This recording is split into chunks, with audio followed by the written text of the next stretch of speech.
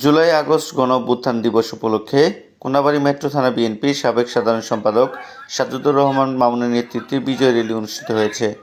মঙ্গলবার বিকেলে র্যালিটি কোনাবাড়ী বিসিকের ১ নং গেট থেকে শুরু করে ঢাকা-টাঙ্গাইল মহাসড়কের গুরুত্বপূর্ণ স্থান প্রদক্ষিণ করে পুনরায় বিসিকের ১ নং গেটে এসে শেষ হয়। এ সময় উপস্থিত ছিলেন কোনাবাড়ী মেট্রো থানা বিএনপির সাবেক সভাপতি রবিউল ইসলাম রবি, সিনিয়র সহসভাপতি সিরাজুল ইসলাম সিরাজ, ৯ নং ওয়ার্ড বিএনপির সাবেক সভাপতি মোহাম্মদ ইব্রাহিম মিয়াজি সহ বিএনপির অঙ্গ ও সহযোগী সংগঠনের নেতৃবৃন্দ। সাংবাদিক ভাইয়েরা, অত্যন্ত গুরুত্বপূর্ণ প্রশ্ন, আপনাদের অসংখ্য ধন্যবাদ এই অত্যন্ত গুরুত্বপূর্ণ প্রশ্ন করার জন্য। আসলে আমাদের দেশের জনগণ আমরা যে ভোটে অভ্যস্ত, আমাদের জানা মতে আমাদের জাতীয়তাবাদী দলের নেতৃবর্গ তো আছেই, এবং আপামর জনসাধারণ আমরা সাধারণত যে ভোট দিয়ে অভ্যস্ত আমরা সেই ভোটের পক্ষে। প্রথম কথা হলো পিয়ার পদ্ধতি কি, আমরা এখানে যারা সমবেত হয়েছি এখানে অসংখ্য নেতা কর্মী, আপনারাই একটু জিজ্ঞাসা করেন পিয়ার পদ্ধতি কি এরা বোঝে কিনা। যেটা জানে না সেটা যদি জনগণের উপরে চাপিয়ে দেওয়া হয় তাহলে এটা কোনোদিনও সফলতা বয়ে আনতে পারে না। এটাই আমাদের দলের নেতাদের বক্তব্য, এটাই আমাদের দলের বক্তব্য। অতএব আমাদের দেশে চলিত প্রচলিত আইনে যেভাবে ভোট হয়ে আছে আমরা সেই ভোটের পক্ষে। এখন কি সুবিধা আর কি অসুবিধা এইটা যখন এই দেশের জনগণ এই পিয়ার পদ্ধতি সম্বন্ধে 100% অবগত হবে, সেই দিন বোঝা যাবে যে এই দেশের জনগণ কি আসলে পিয়ার পদ্ধতিতে ভোট নিতে আগ্রহী প্রকাশ করে না যে চলমান প্রক্রিয়ার ভিতর আছে সেইভাবে ভোট দিবে।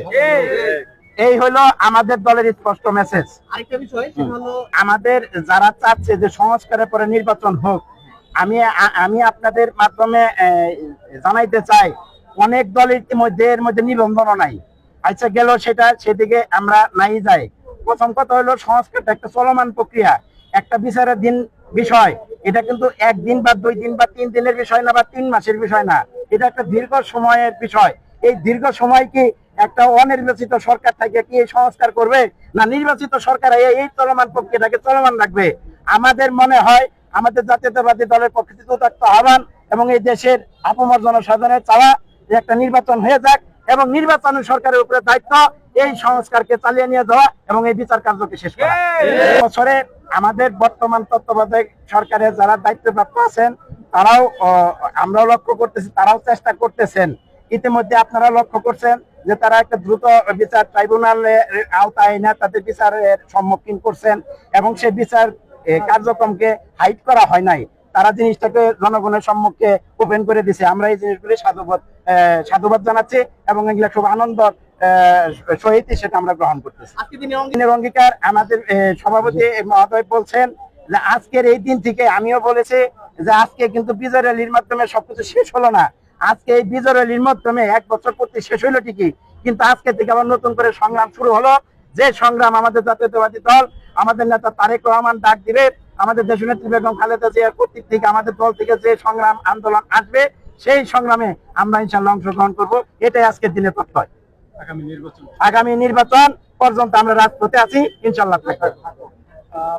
আসলে আমার ব্যক্তিগত কথাটা বলি আপনাদেরকে, আমি সেই ফ্যামিলিকে চেষ্টা করেছিলাম সেই সময় থেকে আর্থিক কিছু সহযোগিতা করার জন্য। আমার জানা মতে আমি সেখানে করেছি।